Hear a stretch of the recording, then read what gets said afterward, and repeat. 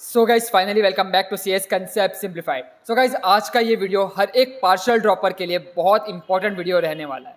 जो भी partial drop लेना चाहते हो उन सब लोगों ने कहीं ना कहीं कोई कॉलेज में एडमिशन लेके रख दिया, but they are not satisfied with their college, they are not satisfied with their branch and they want a last chance to prove themselves in 2025। वो सब लोग पार्शियल ड्रॉप की तरह सोच सकते हो, but without affecting your college first year.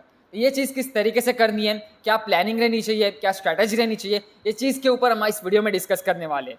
Plus आप सब लोगों ने पार्शियल ड्रॉप लिया है, तो आप सब लोग को मालूम है कि अगर आपको VJTI, COEP, SPIT, PICT, Walchand Sangli, DJ Sanghvi इन कॉलेजेस में अगर आपको एडमिशन चाहिए तो आपको मिनिमम 99+ परसेंटाइल लाने ही पड़ेंगे to get into CS and IT branch of this colleges. तो गाइस फिर चलो इस वीडियो में डिस्कस करते हैं। वीडियो को जरूर एंड तक देखना, प्लस पेन पेपर लेके बैठो, जो भी चीज़ें अच्छी लगे नोट करते रहो गाइस।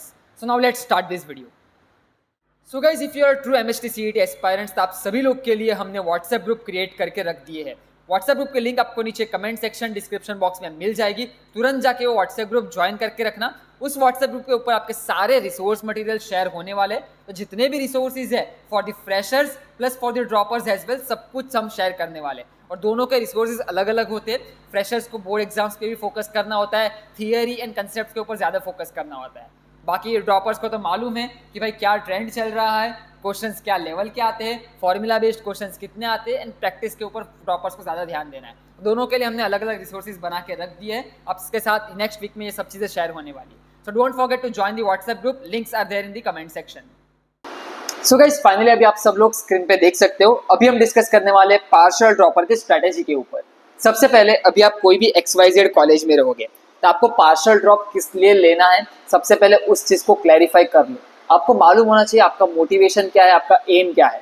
अभी आप कोई भी मान लो आंडू पांडू कॉलेज में हो, 4 साल के बाद वहां से आपको कितना पैकेज मिलेगा, आपको रियलिटी मालूम हो गया अपने कॉलेज की। तो जो भी आपको XYZ पैकेज मिल रहा है, कंपेयर करो वो पैकेज को अपने VJTI, अपने COEP, SPIT, आपका PICT, DJ Sangvi, Walchand Sangli in college के प्लेसमेंट के साथ कंपेयर करो। अगर आपको ये कॉलेज से वहां पे 2x 3x का हाइक मिल रहा है in the terms of average package, in the terms of placement, तो फिर पार्शियल ड्रॉप लेना वर्थ इट है। बिकॉज आपका स्टार्टिंग का जो पैकेज रहेगा वही आपका मेन पैकेज रहता है, उसके बाद डिपेंड करता है कि आपको उसके ऊपर ईयर ऑन ईयर कितनी हाइक मिल रही है। तो स्टार्टिंग के पैकेज के ऊपर ही हाइक मिलेगी, तो आप रिटर्न ऑन इन्वेस्टमेंट समझ के रखो। इसमें इन्वेस्टमेंट आपका टाइम का भी हो रहा है, आपके मनी का भी हो रहा है, आपने यहाँ पे फर्स्ट ईयर की फीस भी पे करके रखी है। तो सोच समझ के एक प्रॉपर क्लियर माइंडसेट के साथ ही आपको पार्शियल ड्रॉप लेके रहना है। सो ये हुआ, अभी आप कोई भी XYZ कॉलेज में रहोगे। अभी XYZ कॉलेज में क्या होगा, आप फर्स्ट ईयर में हो तो फर्स्ट ईयर में आपका सेमेस्टर 1 भी होता है, सेमेस्टर 2 भी होता है। तो आपके कॉलेज में भी एग्जाम्स चलेगी। सबसे पहले हम एग्जाम के ऊपर डिस्कस कर लेते हैं। कॉलेजेस में जो आपकी एग्जाम रहने वाली है वो उनके डेट शीट क्या है, कब रहेगी, टाइमलाइन क्या है। सबसे पहले सेमेस्टर 1 की जो एग्जाम है वो आपकी कहीं ना कहीं दिसंबर के एंड में या फिर जनवरी के स्टार्ट में रहने वाली है।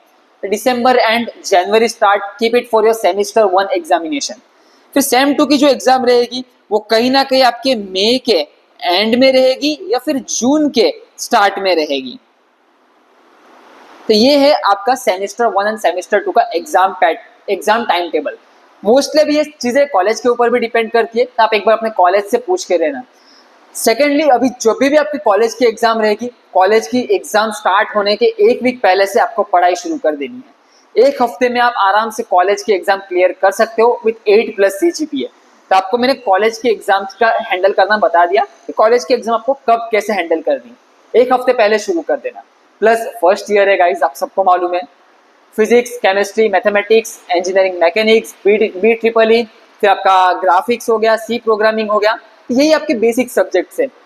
और physics, chemistry, mathematics, BEE, mechanics का तो सिलेबस भी आपके कॉम्पिटिटिव एग्जाम के अलाइंड है। तो आप वहाँ पे अगर इंजीनियरिंग के फर्स्ट ईयर में जो आप पढ़ने वाले हो ना, वो कहीं ना कहीं आपको कॉम्पिटिटिव एग्जाम का भी रिवीजन में मदद करेगा। तो कॉलेज का भी एकदम अच्छे से सीरियस होकर पढ़ना, ऐसा पढ़ो कि आप समझो कि आपके कॉम्पिटिटिव एग्जाम में भी आपको एकदम मदद करने वाला है। तो इस हिसाब से आपको पढ़ना है। तो मैंने आपको एक कॉलेज का तो मैंने आपको बता दिया। अब हम डिस्कस करते हैं proper strategy for the competitive exam, जिससे हम अपना कॉलेज और अपनी ब्रांच दोनों को चेंज कर सकते हैं। चलो अभी आप देखो, सबसे पहले आप जब भी कॉम्पिटिटिव एग्जाम को टारगेट कर रहे हो तो सबसे पहले आप पार्शियल ड्रॉ करो। आपको मालूम है कि भाई एग्जाम किस तरीके से होने वाली है, चाहे वो एमएसटी सीईटी हो या फिर जेई मेंस हो, आपने ऑलरेडी एक बार एक्सपीरियंस कर चुके हैं कि भाई क्वेश्चन का लेवल क्या है, क्वेश्चन किस टाइप के पूछे जाते हैं, कहाँ से पूछे जाते हैं। और आपको अभी थियरी के ऊपर फोकस नहीं करना, आपको अभी रिवीजन के ऊपर फोकस करना है, फॉर्मूला के ऊपर फोकस करना है, जिससे कम टाइम में आप ज्यादा से ज्यादा चीजें सॉल्व कर सको, क्योंकि आपको ऑलरेडी एक्सपीरियंस है ना, कॉम्पिटेटिव एग्जाम होती कैसे है, क्या है, सब कुछ आपको मालूम है। तो सबसे पहले एक हम एग्जाम का बता दो कौन कौन से एग्जाम आपको कब देनी है। अगर आपने जेई मेंस जनवरी अटेम्प्ट के लिए रजिस्टर कर दिया है तो बहुत ही अच्छी बात है, जिन्होंने नहीं किया तो रजिस्ट्रेशन क्लोज हो चुके हैं, तो you miss the January attempt, but आप अप्रैल अटेम्प्ट के लिए रजिस्टर कर सकते हो। बट याद रखना जेई मेंस थोड़ा सा डिफिकल्ट रहेगा, बिकॉज 50% 11th 50% 12th। सीईटी की बात करोगे 80% आपका class 12th and 20% class 11th, तो वहाँ पे 12th को प्रायोरिटी मिलती है सीईटी में। एंड सिलेबस में भी डिफरेंस है यार, सीईटी का सिलेबस अलग है, जेई मेंस का सिलेबस अलग है, तो सोच समझ के टारगेट करना। बाकी मेरा एक्सपीरियंस बताऊँ तो मैंने अपने पार्शियल ड्रॉप में जेई मेंस को टारगेट किया था। उसका रीजन ये था, चलो मैं आपको बताता हूँ। सबसे पहले आपको एग्जाम कौन कौन से टारगेट करनी है, तो एग्जाम टारगेट के लिए आपका जेई मेंस रहेगा। जेई मेंस के बाद आप एमएसटी सीईटी टारगेट करो, एमएसटी सीईटी के बाद आप बिट सेट की एग्जाम टारगेट कर सकते हो। बिट सेट के बाद I don't prefer any going to private colleges, तो प्राइवेट कॉलेजेस के एग्जाम टारगेट मत करो, just target on these 3 exams, इन 3 एग्जाम पे फोकस करना है अभी आपको। सबसे पहले जेई मेंस का जनवरी अटेम्प्ट एंड अप्रैल अटेम्प्ट। तो जनवरी अटेम्प्ट का ऑलरेडी रजिस्ट्रेशन तो क्लोज हो गया, बट अप्रैल अटेम्प्ट का रजिस्ट्रेशन ओपन होगा। अगर आप ट्राई करना चाहते हो तो अप्रैल अटेम्प्ट के लिए ट्राई कर सकते हो, तो आप अप्रैल अटेम्प्ट रख सकते हो अपनी बकेट लिस्ट में। बाकी जेई मेंस क्यों देना चाहिए, क्या मेरे से IIT NIT triple IT crack होगा? अगर हो गया तो बहुत ही अच्छी बात है, बट अगर नहीं हुआ ना, मैं आपको अल्टरनेटिव बताता हूँ। जेई मेंस आप इसलिए दो जिससे आप सिर्फ जेई एडवांस के लिए क्वालिफाई हो जाओ। और क्वालिफाई होने के लिए कितने मार्क्स चाहिए? इस बार तो आपका पेपर पैटर्न भी चेंज हो गया है, इस बार 75 क्वेश्चन ही आने वाले हैं, तो उस पेपर पैटर्न के हिसाब से 100-110 मार्क्स इनफ है जेई एडवांस क्वालिफाई करने को। जेई एडवांस आप क्वालिफाई हो जाओ, 100-110 मार्क्स लेके आ जाओ। अभी इससे क्या होगा, जेई एडवांस जैसे आपने क्वालिफाई कर लिया, आपको IIT Madras BS degree, BS in data science degree में डायरेक्ट एडमिशन मिल जाएगा। उसके एंट्रेंस एग्जाम देने की आपको जरूरत नहीं है, यहाँ पे आप डायरेक्ट एडमिशन से डायरेक्ट एंट्री ले सकते हो। अगर आपने जेई एडवांस क्वालिफाई कर दिया तो उतना आपको करना है। तो IIT Madras BS data science में आपको कई सारे सर्टिफिकेट्स मिलते हैं। सबसे पहले फाउंडेशन का सर्टिफिकेट मिलेगा, उसके बाद डिप्लोमा इन प्रोग्रामिंग, उसके बाद डिप्लोमा इन डेटा साइंस, उसके बाद BSc in data science and programming, उसके बाद BS degree in data science and programming. तो आपको यहाँ पे मल्टी स्टेजेस में मल्टीपल सर्टिफिकेट्स, मल्टीपल डिग्रीज मिलने वाली है। इसलिए ये प्रोग्राम बहुत ही इफेक्टिव एंड बेनिफिशियल प्रोग्राम है, इसलिए मैंने इसको रेकमेंड करता हूँ। एंड मैं भी ये चीज़ कर रहा हूँ, I am in my diploma in programming, अभी मेरा चल रहा है और नेक्स्ट टू नेक्स्ट मंथ में वो खत्म भी हो जाएगा डिप्लोमा इन प्रोग्रामिंग। तो इसलिए बोल रहा हूँ कि बीएससी इन डेटा साइंस के लिए आप जेई मेंस में सिर्फ एडवांस के लिए क्वालिफाई हो जाओ, डायरेक्ट एंट्री लेके अंदर घुस जाओ, ये आपके लिए बेनिफिशियल रहेगा। सेकंड बात करेंगे अभी एमएसटी सीईटी के लिए। अभी एमएसटी सीईटी सबको मालूम है भाई, 80% सिलेबस क्लास 12th का है और 20% सिलेबस क्लास 11th का है। और सीईटी का मतलब क्या होता है, आपकी महाराष्ट्र बोर्ड की टेक्स्ट बुक। महाराष्ट्र बोर्ड के टेक्स्ट बुक जितने अच्छे से कर सकते हो उतने अच्छे से कर लो। महाराष्ट्र के बोर्ड के टेक्स्ट बुक ही आपको सीईटी में मार्क्स दिलाने वाली है। तो सबसे पहले अभी मैं आपको सीईटी की कंप्लीट स्ट्रेटजी बताने वाला हूँ। बाकी बिट सेट और जेई मेंस दोनों इक्वल है, तो दोनों पे आपको इक्वल एफर्ट्स डालने पड़ेंगे अगर आपको ये क्रैक करना है तो। बाकी ये दोनों क्रैक करना it's difficult to manage with your college first year, but आप ट्राई दे सकते हो अगर आपने वो पावर है तो। बट एमएसटी सीईटी के लिए अगर हम बात करेंगे तो एमएसटी सीईटी में आपको मैंने बता दिया 80% 12th एंड 20% 11th। अभी हम बात करते हैं स्ट्रेटेजी। शुरुआत करेंगे स्टेप 1 के साथ।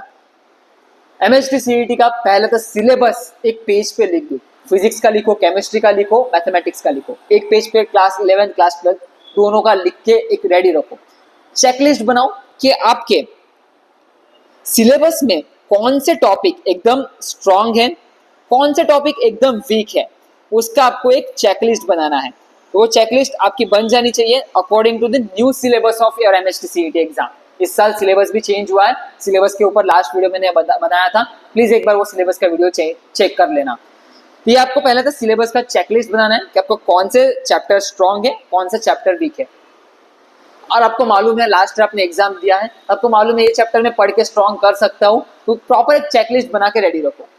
उसके बाद वो चैप्टर के क्लास 12 के टेक्स्ट बुक से आप पढ़ना शुरू करो। तो आपकी महाराष्ट्र बोर्ड की जो टेक्स्ट बुक है, तो टेक्स्ट बुक आपको सबसे पहले कंप्लीट करनी है। टेक्स्ट बुक में जो भी फॉर्मूला है, जो भी इंपॉर्टेंट चीजें रहे, हाईलाइट करके चलना। हाईलाइट करना बहुत इंपॉर्टेंट है, रिवीजन के वक्त काम आएगा। तो टेक्स्ट बुक पहले उन चैप्टर्स की कंप्लीट करके रख लो। स्ट्रॉन्ग वीक चैप्टर्स आपको नोट डाउन करके रख देने। तो इससे क्या हुआ, आपने अपने चैप्टर्स को रिवाइज कर लिया टेक्स्ट बुक से, आपने सिलेबस भी आपने देख लिया, आपको कॉन्फिडेंस भी आ गया कि भाई मेरा सिलेबस ये है, मैंने ये सब चीजें पढ़ ली है। अभी बात आती है पीवाईक्यू एंड प्रैक्टिस की। तो आपको प्रैक्टिस में पीवाईक्यूज ही सॉल्व करने हैं। आपके मालूम है पीवाईक्यू की बेस्ट बुक्स के ऊपर नेक्स्ट वीडियो आ जाएगा, तो वो वीडियो जरूर देख लेना कि बेस्ट बुक्स कौन सी है, वहां से आप पीवाईक्यू सॉल्व करना शुरू कर देना। तो वहां पे आपको पीवाईक्यूज एकदम अच्छे से सॉल्व करने हैं। जितने भी पीवाईक्यूज रहेंगे, जितने भी पीवाईक्यूज 2022, 2023, 2024 के पीवाईक्यूज है, सारे सॉल्व कर लो, जिससे आपको और स्ट्रांग हो जाए। और पीवाईक्यू सॉल्व करते करते समय आपको मालूम भी पड़ जाएगा कि कौन सा चैप्टर वीक है, कौन सा चैप्टर स्ट्रांग है। आपको वापस से जो चैप्टर वीक है उस पर ज्यादा फोकस करना है, वापस से उनके पीवाईक्यू सॉल्व करने हैं। तो ये जो आपका सर्कुलर पैटर्न है आपको चलाते रहना है। सेकेंडली, मैंने आपको बोल दिया है कि आपको शॉर्ट नोट्स बनाने हैं या फिर टेक्स्ट बुक में हाईलाइट करते चलो। टेक्स्ट बुक भी बहुत अच्छा रिसोर्स है, टेक्स्ट बुक ही इनफ है। महाराष्ट्र बोर्ड का टेक्स्ट बुक बहुत ही अच्छा टेक्स्ट बुक है to crack MHT CET exam. तो टेक्स्ट बुक में ये सब चीजें हाईलाइट करना, बाकी अपने खुद के नोट्स बनाओ तो बहुत ही अच्छी बात है। बाकी मैं आपको सारे शॉर्ट नोट्स, रोड मैप सब कुछ प्रोवाइड करने वाला हूँ हमारे व्हाट्सएप ग्रुप के ऊपर, तो व्हाट्सएप ग्रुप जरूर ज्वाइन करके रखना। लिंक आपको नीचे कमेंट सेक्शन में मिल जाएगी। तो नोट्स का चिंता मत करना, नोट्स आपको मेरी एंड से मिल जाएंगे। बाकी आपको सिलेबस कंप्लीट करना है। सिलेबस के लिए मैं आपको डेडलाइन दूंगा जनवरी का। जनवरी तक आपने अपना पूरा सिलेबस प्लीज कंप्लीट करके रख दो। जनवरी के एंड तक आपका बीच में इंजीनियरिंग की एग्जाम चलेगी, इंजीनियरिंग पे एक हफ्ते एग्जाम में दे देना, बाकी पूरा टाइम सिलेबस कंप्लीट करके रेडी रखो। फरवरी, मार्च, अप्रैल पूरा फोकस रखना है आपको पीवाईक्यू सॉल्विंग पे, पूरा फोकस रखना है मॉक टेस्ट के ऊपर। तो यहाँ पे आपने जनवरी तक अपने सिलेबस कंप्लीट करके रख दिया, सिलेबस आपका रेडी हो चुका है। तो आपका अभी बचा है फरवरी, आपका बचा मार्च, आपके बचा अप्रैल मंथ। तो ये जो 3 महीने रहेंगे, इन 3 महीनों में आपको क्या करना है, only and only focus on mock test, PYQs and revision.